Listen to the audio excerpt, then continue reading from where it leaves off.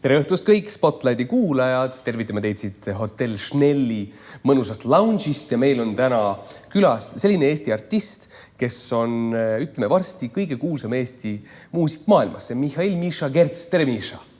Tere, Johan! Rõõm sind meie siin sellel diivanil näha. Mul on ka väga hea meel siin olla. No nii, ühesõnaga ma mõtlesin just selle peale, et kui mõelda sinu karjääri peale praegu, siis tundub, et see on ikkagi nagu selline päris karjäär, et sul on kontsert Tokyos, järgmine päev on, kui piltlikult öeldes Moskvas, siis käid korrad Oulus, siis käid Berliinis, siis käid New Yorgis. Kuidas sa enda hetkeseisu karjääril ise hindad? Hetkeseis on selline, nagu kõigil muusikutel on pausinupp on sellel karjääril peal. Sellest ei saa üle ega ümber. Natuke liialdasid, kuigi jah, kogu tagasihoidlikkusega peab ütlema, et viimased aastad on tõesti olnud see areng väga kiire ja orkestreid, millega mul on olnud hea koostöö, on tulnud juurde palju. Ja sa oled olnud täitsa ikkagi uskumatute orkestrite ees ju. Jah. Kas see ongi Vene, mis on siis riiklik või kuidas eesti keeles seda tõlkida üldse? Kas on Vene riiklik sümfooniaorkester või Moskva? Kus sa oled igal ta on raske tõlkida, ütleme siis Vene rahvuslik filharmoonia orkester, mille peadirigent on Vladimir Spivakov. Just. Neid orkestreid on veel tulemas nii Venemaal kui igal pool, aga viimased kontserdid, mis on olnud, on Akadeemia Nazionale di Santa Cecilia Roomas. Me olime küll ringreisil, kus ma asendasin Gustavo Dudamelli. No mõtte kuhu. Ja enne seda oli Orchestre Philharmonique de Radio France, Prantsuse raadioorkester, kus ma asendasin Mikko Franki mitmel korral. Nii et tõepoolest see areng oli väga võimas. No kuidas vastu pead sellise karjääriga praegu? Kas vaim on kuidagi värske või kuidas pead sa rohkem tööd tegema, pead sa mingite teiste asjadega tegelema, millega varem ei pidanud? Tead, see on tegelikult lihtsam, kui see tundub, sest kui sa oled selle hammasratta sees, siis sa tead ju täpselt kogu elu oled selleks valmistunud, mis on vaja teha, selleks, et sa oleks valmis prooviks, kontserdiks ja siis sa teedki seda jälle uutes oludes, uute inimestega. Ei ole aega järele mõelda, ei ole aega juurelda, kuid täna peab ütlema, et sellest hetkest on juba peaaegu aasta ju möödas ja eks see viimane aasta on olnud nüüd täiesti teistsugune, sest et vaatamata sellele, et septembrikuust jälle oli võimalus kuni detsembrini ikkagi aktiivselt esineda. Jällegi uute orkestritega, Gulbenkian ja Orchestre National d'Île-de-France ja neid on veel, siis ikkagi see paus on olnud väga pikk paus lunga. Ja on küll, jah. Ja loodame, et vast äkki lõpu algus on alanud. Mulle praegu vähemalt tundub niimoodi. See on hea lause. Ainult tõlgendada saab seda mitmeti. Seda küll. Ma jäin korra mõtlema. Sa ütlesid, et sa terve elu valmistunud. Nagu umbes me õpime ja me oleme terve elu valmistunud selleks hetkeks. Kas sa siis väidad, et põhimõtteliselt selle Tartu muusikakeskkooli, Eesti Muusikaakadeemia, kogu selle haridusega see valmistabki ette näiteks selleks, et sa saad Dudamelli asendada näiteks? Jah, eks kogu see tee üks samm viib teiseni. Ja siht on olnud mul selge kogu aeg. Just nimelt dirigent, jah? Ja. Aga miks mitte penist? Sa ei suurepärane penist Ivar Ille juures veel õppisid? Tead, üks ei välista teist, teatud mõttes siiski välistab ka. Mul tundus algusest peale, et dirigeerimine on see, kus ma saan teha rohkem head kui klaveri taga. Mis see tähendab? Võib-olla mul tuli see esialgu pisut paremini välja, ütleme nii.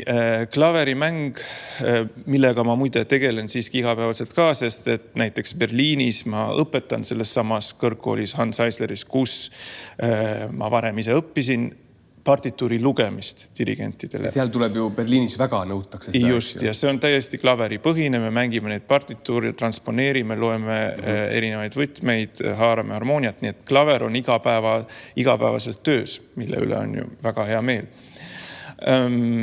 Kuid lihtsalt see dirigeerimine see nii tõmbas mind enda poole, et alates kooridest ja koorijuhtimisest, kuidas see kõik, ma olen võib-olla 14 või 15, kui ma väga tahtsin seda teha. Õnneks oli eeskujusid ka palju, mul olid vanemad sõbrad, nagu Risto Joos näiteks või Olari Elts, kelle juures me kõik Anneli Mäeotsa juures õppisime. Nii et oli mille poole püüelda. Ma mäletan väga hästi, kui mina muusikakeskuses õppisin, siis olid ju sina seal dirigent veel. Ja siis ma mäletan, seda sina ei tea, aga siis, kui sa abiellusid ühel hetkel, siis need samad koolitüdrukud tulid mulle nukra näoga vastu, ütlesid, kas sa tead, Miša Kerts abiellus? Nii et sa olid neile väga tähtis dirigent. No ma abiellusin küll pisut hiljem. Aga nad ikka mäletasid. Ja, no seda on tore tõdeda. Aga sa oled ka käinud päris palju dirigeerimise konkurssidel, mis mingis mõttes pole ka nii tavaline üldse. Et iga dirigent, kes meil siin Eestis praegu õpp, meil on ju tegelikult dirigente palju. Ja need inimesi, kelle tuleb see ju välja, kes tahavad sellega tegeleda, on võrdlemisi palju siin suured meistrikursused. Aga minu arust väga paljud neist ei käi konkurssidel. Miks sa läksid konkurssidele? Eks ikka edevusest selleks, et ennast näidata ja proovile panna ja tõestada, et ma olen ka vääriline seisma selles reas. Neid konkursse on olnud tõesti palju. On olnud suuremaid, väiksemaid, on olnud õnnestumisi ja ebaõnnestumisi, on olnud rohkem kui õnnestumisi. Üks konkursite vorm on veel auditionid, kus sa käid ette juhatamas, näiteks Saksamaal on need väga populaarsed, kus sa lähed, kui orkester näiteks otsib endale teatrisse dirigenti, siis väga tihti toimub ka konkursi vormis. Ja sina oled seda siis võrdlemisi palju teinud? Ma lugesin kokku nendel aastatel, kui ma otsisin tööd aktiivselt peale õpinguid Berliinis ja kui ma olin juba läinud Estoniast ära, siis peale aastast vabakutselise dirigendi pausi ma 11 korral proovisin erinevatesse teatritesse saada tööle, aga siis õnnestus 11. korral. Ja pärast seda sa rohkem pole neid asju pidanud tegema? Pärast seda ma ei ole rohkem. Tähendab, ikkagi ma olen kandideerinud ja mõned korrad edukamalt. Aga ma ei ole konkursitel otseselt käinud. Suured konkursid olid juba ära enne seda aastal 2014 Donatella Flick Londonis ja Evgeni Svetlanov, kust ikkagi hakkasid arenema juba koostööd ja mul hakkasid tekkima võimalused, kus ma saan juhatada. Nii et see on ilmselt nende konkursite eesmärk, et saada need esimesed sammud lihtsalt käima. Aga mis sa mõtled, milline hetk oli sinu see läbimurde hetk? Kunagi aastaid tagasi, siis 2014, kui sa juhatasid Eesti pianistide konkursi finaali, kus ka mina mängisin sinuga koos. Siis ma mäletan, sa rääkisid Mihkel Polliga, muuseas niimoodi, et kuidas kõik läheb. Ja siis sa olid ju ka seal Berliinis, juba olid Berliinis ja siis sa natuke rääkisid, et selles siseringi sisse saada Saksamaal on ikka päris raske. Et seal on palju konkurentsi, väga tugev tase. Et see ei ole üldse nii lihtne sealt, karjääri alustada. Aga ometi sa ju alustasid seal karjääri. Milline hetk oli siis see, kus sa said aru, et või kuidagi nüüd on jalg ukse vahel? Ei oska sellist hetke välja tuua. Konkurents on tõepoolest väga suur, sest täna erinevalt veel, ütleme, 10 aasta tagusest ajast see konkurents on täiesti globaalne. Et igal poolt maailmast kõikide maailma muusikutega konkureerime ja dirigeerimine on väga populaarne, kõik soovivad seda teha. Tahtjaid on palju, samas orkestreid nii palju juurde ei tule, kui palju dirigente juurde kasvab peale. Nii et ega see konkurents üldiselt ma täna mõtlen sellele teisiti, et see tegelikult ei ole motivaator. Ei ole nii, et ma tahan olla hea dirigent selleks, et ma oleks teistest parem. Nii see ei toimi. On teatud asi, mis mind väga huvitab ja mida ma tahan teha oma võimaluste tasemel, ehk siis nii hästi, kui ma suudan ja sinna läheb kogu tähelepanu. See toob endaga kaasa võimalusi. Mõned õnnestub paremini teostada, mõned ei õnnestu nii hästi teostada, kui tahaks. Mõtleme siis tagantjärele, milles oli viga, töötame läbi ja lähen edasi. Ei mäleta sellist ühte hetke, et ma oleks öelnud, et jah, nii. Mul muide jäi alati natukene, jäi kõige otsustavamal hetkel puudu. Näiteks nagu konkursitel ka Donatella Flick ja Svetlanov, ma olin finaalis, eks, mis tähendab, et seal on 500 osavõtjat ja nüüd näiteks Svetlanovi konkursil. Ja sellel viimasel hetkel mikski pärast tihti peale see esinemine oli allapoole seda taset, kus ma arvasin, et ma esinen.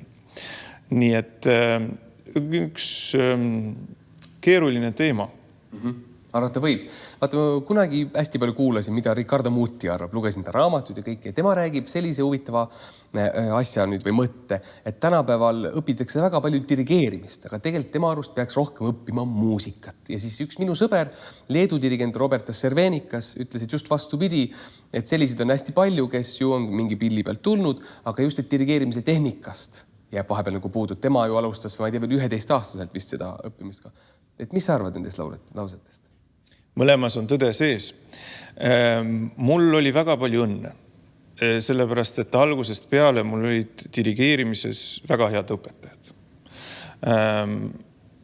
Neid on olnud palju ja ma ei taha jätta kedagi nimetamata, see nimekiri oleks pikk, kuid võib-olla minu enda teadmine ja teadlikkus tehnikast ikkagi saabus sellel ajal, kui ma õppisin Paul Mäe juures Eesti Muusika- ja Teatriakadeemias ning täpselt samal ajal tänu sellele, et Arvo Volmer kutsus tööle Estonia teatrisse, mul oli võimalus oma neid teadmisi koheselt ka praktikas proovida. Kuidas siis see käib, kuidas need üleminekud, mis on nii tähtsad tempoliselt ja kus tõesti on see dirigendi žest ja tehnika määrab kõik. Sa ei saa ühtegi sõna seal öelda, et kas me nüüd kuulame mingit pillirühma ja siis mängime nende järgi. Etendus käib ja sa pead juhatama. Näiteks ballett, kus on need tempomuutused pidevas töös. On siis balletti kõige raskem dirigeerida või? Räägitakse, et nagu on? Teatud mõttes on, aga jällegi igal asjal on kaks külge. Balletis ei ole neid ülesandeid, mis on ühes sümfoonias. Nii et mul algusest peale see teema mind väga huvitas. Žest, kuidas olla selge selles ja kuidas mõelda selgelt dirigendina, kuidas ennetada kõiki neid probleeme. Sellest ma osaliselt kirjutasin ka doktoritöö. Need teemad mind väga paelusid. Muidugi ühel hetkel ja tegelikult kohe algusest tuleb öelda, et ega see žest üksi mitte midagi ei saavuta. Seal taga peab olema kogu isiksus, kogu energia, kõik see sinu arusaam. Ja see on väga suur teekond. Ma ei tahaks öelda töö, sest seda on ju huvitav lugeda, mõtiskleda, aga muidugi lugemine dirigendiks ei tee. Nagu, sa võid, see on ju sama iga pilli peal. Me võime omada meeletut silmaringi, aga need käigud peavad välja tulema. Ja lava peal. Ja lava peal ja sellel hetkel ja isegi kui oled väsinud. Dirigeerimises on täpselt sama, et sa pead oma mõtte suutma nii selgelt tihti peal ilma sõnadeta viima inimesteni. Mõlemad on tähtsad. Üks ilma teiseta tähendab seda, et alati peab millegiga tasa tegema.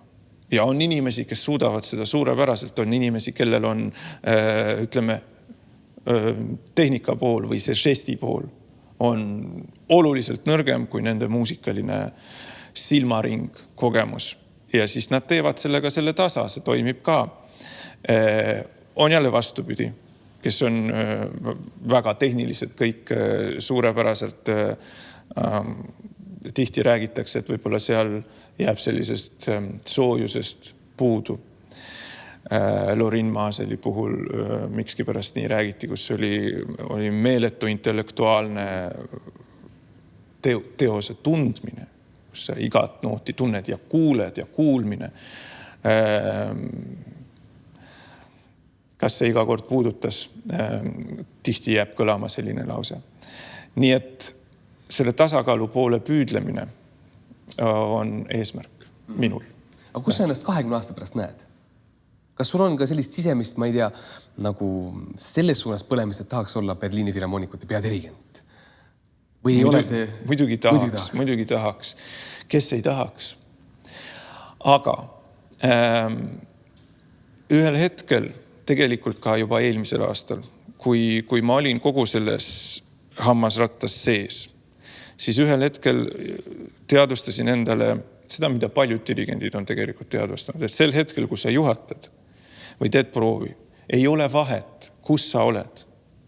Kas sa oled punktis A või punktis B, kas sinu ees on 100-liikmeline orkester või 30-liikmeline, ükskõik mis klassi see orkesteri omaks, nende inimestega käib töö. Ja dirigendi töö on teha nii, et need orkestrid, need inimesed, need muusikud, kes on praegu meie ees, panna inspireerida neid nii, et nad saaksid oma parimal tasemel mängida. Seda oled ka sina teinud ju ja ka nii mitmes žanris, näiteks ka muusikale, mida sa oled ju ka nooruses päris palju dirigeerinud. Ja mina neid muusikali soliste tunnen päris lähedalt ja küll nad kiitsid ka, rääkisid kogu aeg sellest, et kuidas, Miša Kerts võiks ju eeldada, et ta tegeleb hoopis teise muusikaga, aga vaata, näe, ka selle meie muusikaliga on tunne, et ta tunneb seda läbi ja lõhki ja tekitab meile selle hea padja, mille peal nagu olla. Seda on tore kuulda ja see mängis väga olulist rolli minu teel. Nii et sa ütled, et popmuusikaga tegelemine ei ole mingi patt. No vastupidi, see on tohutult arendav ja muusikutel, näiteks džässmuusikutel on selliseid oskusi, mille poole ma väga hea meelega tahaks pürgida. Ma lihtsalt ei jõuas. Harmoonia taju. Kui me loeme näiteks partituuri, klassikalise muusika partituuri, siis me paneme üksikute nootide kaupa kokku, tunnetame neid järgnevusi.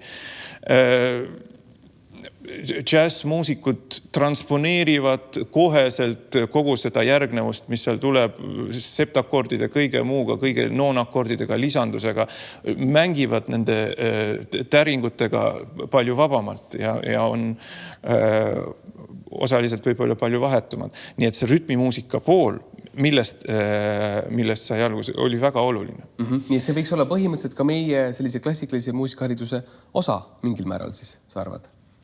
Miks mitte? Ma ei teagi, kas täna on üldse ühtegi klassikalist noort muusikut, ütleme, kes klaverid on, kes ilma selleta saaks läbi, et ta oma teel kordagi ei puutu kokku näiteks rütmimuusikaga. Ei tea. Ja mina puutun ka päris tihedalt. No ma kujutan ette, et see on üks meie elu loomulik osa ja muidugi selles õppida juurde oskusi on väga hea. Ühel hetkel tuleb enda jaoks valida, ma arvan, üks suund, sest ma ei tea, kas saab näiteks kõike sellel tasemel ühendada, et sa mängid haamerklaveri sonaati ja siis kohe õhtul improviseerid. Barenboim midagi ju teeb igasugused asjad, kuigi räägitakse ka, et Barenboimi see aju on lihtsalt selline, et tal ei lähegi mitte midagi meest ära. Siegfriedi juhatada järgmine päev mängida Schuberti sonaati, aga kas see tuleb ka teatud sellise, et seal võib-olla makstakse ka lõivu mingi kunstlise peale, et sellest on ka paljus räägitud. Et kui nii palju teha, nii palju suuri asju, et kas neid saab kõiki teha hinge põhjast? Kindlasti selles on suur töötera sees. Ma väga imetlen, nagu ka kõik inimesed, põhimõtteliselt tema Barenboimi haaret. Tunned seda ka muidu? Ma töötan tema akadeemias ka õppejõuna. Seal muide ma õpetan pianistidele ka partituuri lugemist. Nii et sa tunned, et Daniel Barenboim, sa täitsa öelda, et tere Daniel? Ei, tere Daniel, ma ei saa talle öelda, aga tere kindlasti. Süda talle siis mingi Eesti partituur ette? Väga hea, kui ta mängiks.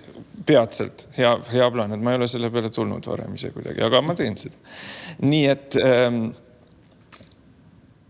tema puhul rääkides temast, siis kogu see mõttemaailm, tähendab, see lisaks muusikale, ta näeb seda muusikat mitte ainult enda kui interpreedi seisukohalt. Näiteks minu tütar Berliinis käis muusika lasteaias, mis on ka tema algatatud. Ta on ise ehitanud ju omale klaveri nüüd, mis tähendab, inimene mõtleb, inimene elab selles sees, kuidas täiustada neid mehhanisme. Mitte sellepärast, et tal seda nüüd tingimata endal oleks vaja või ta saaks sellest isiklikku kasu.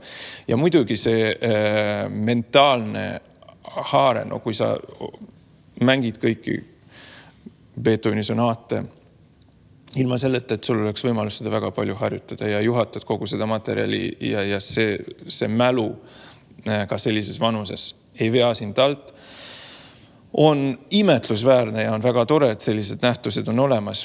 Ja ma arvan, et sealt ei tasugi otsida, tähendab, on inimesi, kes võtavad lihtsalt selle mahuga.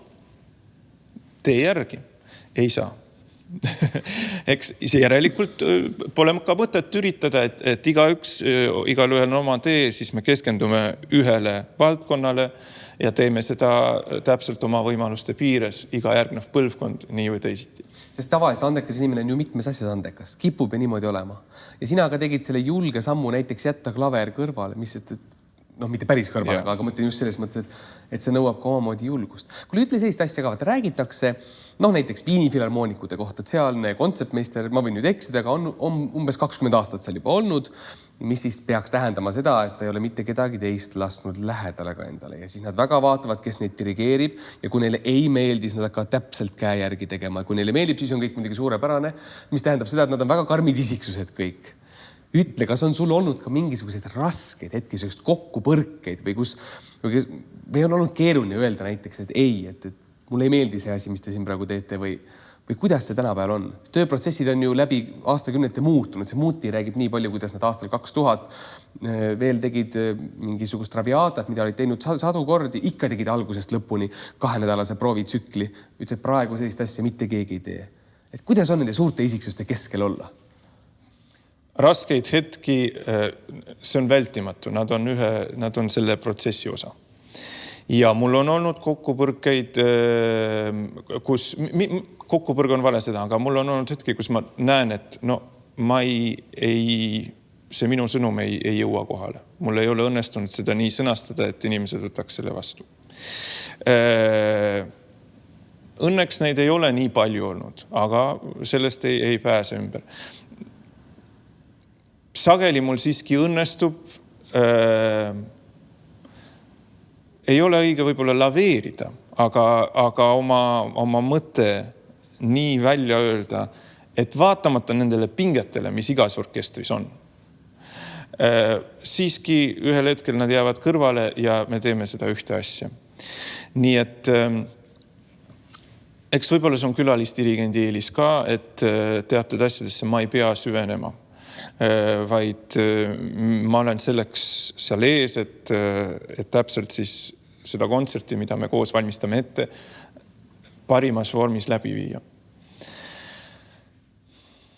Aga ütle, kas need viimased aastad, kui su karjäär on tõesti läinud sinna nagu kõige suuremasse hammasrattasse, kas sul on rahaliselt siis ikka vabadus, et sa näiteks vaatad aeg-ajalt Tallinna valen ja kinnisvaraturgu ja mõtleks, et ostaks näiteks sinna ühe korteri ja võib-olla Berliini hoopis sinna? Pean tõdema, et ei ole.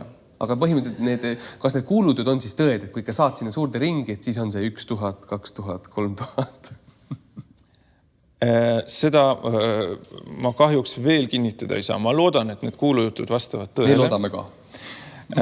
See oleks tore.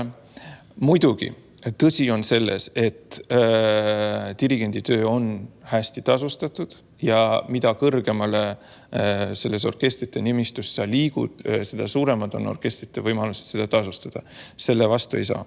Ja hea, et see ka nii on, sest et see tee sinnani on suhteliselt raske.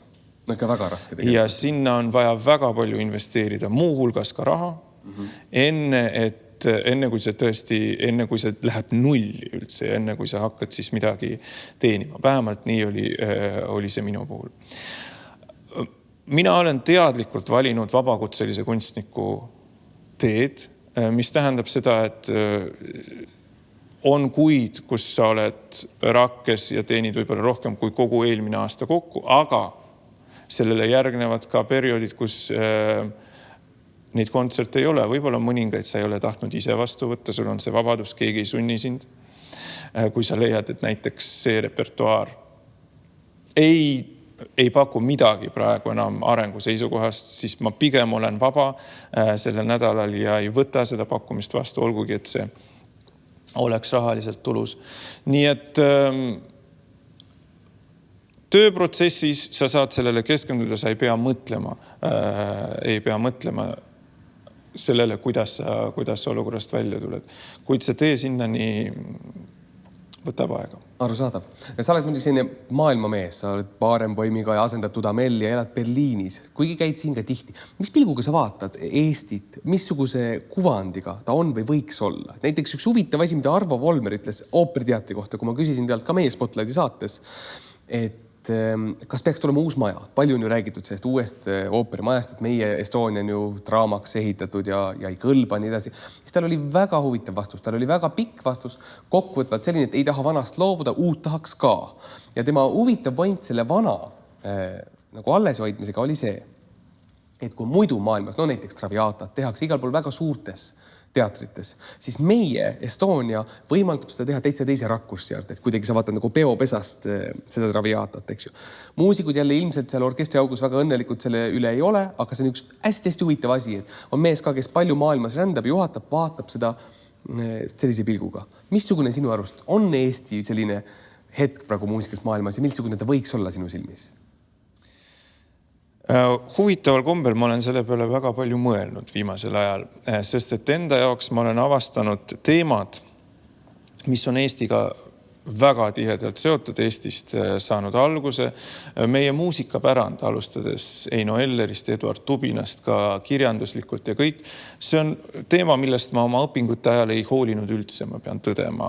Midagi nagu natukene selleks, et saada arvestust kirja uurisin, aga nüüd iga päevaga see köidab mind järjest rohkem imetlusväärne, millist haridust näiteks Eestis aastatel 1920 Heino Eller oma õpilastele andis, nagu Olav Root siis ütles, olles maailmas on hämmastav mõelda, et väikses Tartus saadud haridusega ei pea sugugi ennast tundma halvasti maailmas, vaid võib maailma nimedega konkureerida küll. Olav Root siis juhatas ju isegi Arrau mängis äkki või? Minust on isegi mingi selline hetk on olemas. Päris uhke. Ja ka üks näide sellest, kui on fantastiline pianist ja dirigent ja ühendab seda kõike ju paljude teoste esiettekandja. Nii et minuni on kuidagi jõudnud tagantjärele see Eesti kultuuripärandi väärtustamine. On väga läinud südamesse.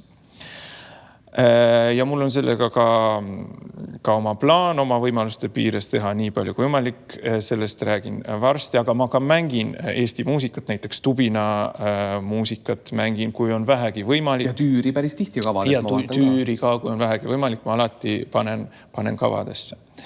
Nüüd mõeldes, rääkides Estonia teatrist, ma mäletan väga selgelt enda tunnet, kui ma tulin peale ühte pikemat pausi, ma olin Haagenis töötanud Saksamaal ja veel erinevates teatrites käinud palju, eriti Ruuri piirkonnas, kui ma elasin Düsseldorf, Bochum, kõik ma nägin need majad ära ja tulin Estonia teatrisse ja vaatasin, issand, kui ilus see on.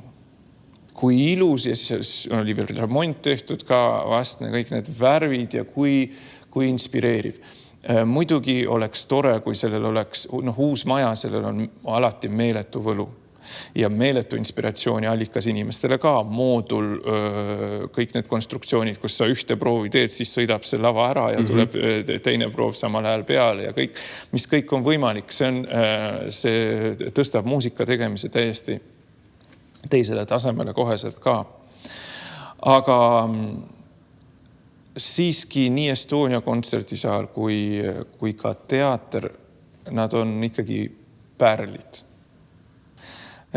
Nii ma näen täna, arvestades seda, kui palju ikkagi on suurtes linnades maju, ooperimaju, mis ei ole pooltki nii ilusad. Võib julgesti seda öelda. Akustika on teine probleem, sest et näiteks üks kogemus Prantsusmaas Saint-Étienne'i ooperiteater ei ole just kõige suurem linn, aga Lyoni lähedal, umbes tund aega Lyonist on selline ooperiteater nagu Saint-Étienne. Linn on oluliselt väiksem Tallinnast, aga akustika on selles teatris ehitatud täiesti fenomenaalne, kus orkester saab mängida, ma ei taha öelda, et lihtsalt valjusti, sest see on alati dirigendi töö seda balansseerida, kes saab valjusti mängida, mis hetkel. Aga sellist muidugi, ütleme, turvapatja Estonia teatris ei ole. See on väga otse kõik, mis me kuuleme, nii et seal peab ennast orkestris mängides tihti peale hoidma väga palju tagasi. Nii et ka juhatades peab seda hoidma kogu aeg, nii nagu ma seda mäletan, kontrolli all. Nii et akustika muidugi jätab soovida paremat. See pidi olema üks punkt, kus lauljad pidid laulma. Et öeldakse, et mine sinna, siis sealt kostab. Mitte mitut keelt sa räägid muidu? Sa pead ju väga paljudes erinevatest keeltest. No igapäevaselt 6. Mis on siis Eesti, vene keel, saksa, inglise, prantsuse ja itaalia. Ja. Sellest peaks nagu piisama idee poolest. No need on töökeeled, igapäevaselt töökeeled, sest itaalia keel on ooperikeel. Kui on väga raske ikkagi dirigendil juhatada ilma, et sa saaks aru, pead ikkagi igast Muuti lausa ütleb, et kuidas nad julgevad dirigeerida meie muusikat, kui nad isegi meie keelt ei oska. Aga sa teadlikult õppisid siis dirigendi õpingute ajal ka keeli, teades ette, et ilmselt kunagi hakkab neid vaja minema? Ja. Hiljem, see vajadus tuli hiljem, natuke hiljem, siis kui ma hakkasin töötama. Õpingute ajal ma kahjuks ei teadvustanud endale selle, et oleks võinud siis õppida, oleks hiljem palju raha säästnud. Kes meist seda üldse teadvustab? Aga siis, kui peale Svetlanovi konkurssi oli selge, et Prantsusmaal ma mingil hetkel hakkan juhatama ja siis oli selge, et no ilma prantsuse keeleta ei ole... Ja õppisidki kiiresti ära. Ja õppisin kiiresti ära suhteliselt ja seal oli selline olukord, kus hämmastaval kombel peale minu esimest kontserti Prantsusmaal seesama Lilli orkester valis tulevaste peadirigentide kandidaatide hulka koheselt ja see konkurss, sellel ei olnud juhatamisega midagi pistmist, sa pidid 10-liikmelise komisjoni eest tutvustama oma kontseptsiooni ja vastama küsimustele ja kaitsma seda. Seda peadirigendi kohta ma ei saanud, ma jäin teiseks, nagu nii tihti elus. Aga keele ma õppisin ära ja sellest alates olen seda hoidnud. Itaalia keel samamoodi, kui ühel hetkel tulid esimesed kontserdid Itaalias, Itaalia orkestritega, siis oli selge, et seda tuleb teha. Mul on paar viimast küsimust enne, kui otsad kokku võtama, et ütleb, mida üks noor peaks tegema, et ta saad põhimõtteliselt sinu moodi karjääri. Minu moodi, sinu moodi, see on alati selline imelik asi, aga et mis ta peab siin Eestis tegema, et ta saaks läbi murda maailmasse? Kas juba varakult ka võtma need keeled ette ja lugema partituure või harjutama palju või?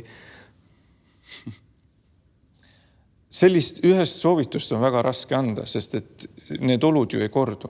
Me elame täna hoopis teistes oludes. Ja see, mis toimus näiteks minu puhul ei pruugi suugi vastupidi. Ja see, mis minu puhul ei toiminud, võib hoopis viib palju paremate tulemusteni.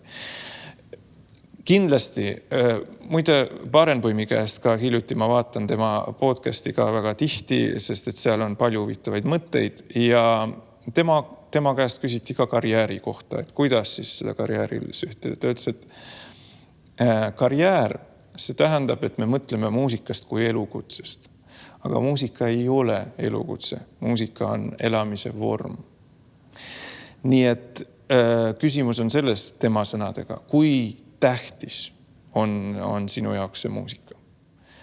Sellele küsimusele on minul isiklikult väga raske vastata, sellepärast, et see tähendab, et päris ausalt, kui tähtis, kas ma saan ilma muusikata elada? Et kui ma üldse seda täna ei tee, kas ma saan elada ja kui me ei mõtle raha teenimisele. Olen mõelnud palju, no ikkagi vist ei saa. Vist on see ikkagi väga tähtis. Ja see leidmaks, see on see motivatsioon raskustest ülesaamiseks ja huvi leida see joon, mis sind huvitab. See ei pruugi üldse olla, et see on tingimata peetumine. Võib-olla seal on midagi muud, aga ühel hetkel leidub see konks ja siit alates minna edasi. Muidugi, mis sul, Johan, tuleb hästi välja ja mis mul väga pikalt ei tulnud üldse välja, on see, et sa pead julgema minna ikkagi ise ja ütlema selle esimese sõna ja tegema esimese sammu.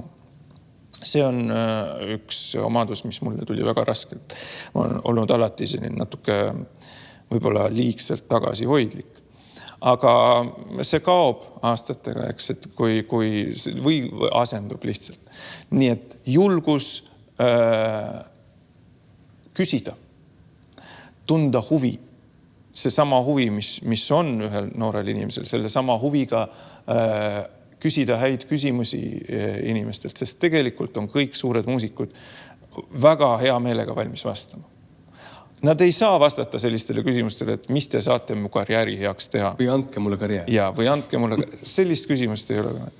Aga kui need küsimused on asjalikud, kuidas teha ühte või teist asja, kuidas siit tulla välja, siis ma ei ole küll näinud veel ühtegi inimest, kes ei vastaks. Ja täna küll veel mitte, aga üldiselt on ju piirid kõik avatud ja me saame minna küsida ükskõik kelle käest, ükskõik. Nii et meie noored vaatajad, kui teil on midagi asjalikku küsida Miša Kertsi käest, siis küsige. Ma väga tänan, et sa tulid meile siia rääkima. Aitäh, Johan. Ilusat vana-aasta lõppu ja head uut aastat sulle ja kõigile sinu saatevaatajatele. Absoluutselt. Suur aitäh. Nii et siit Schnelli hotellist täna Miša Kerts meil külas. Järgmise korrani.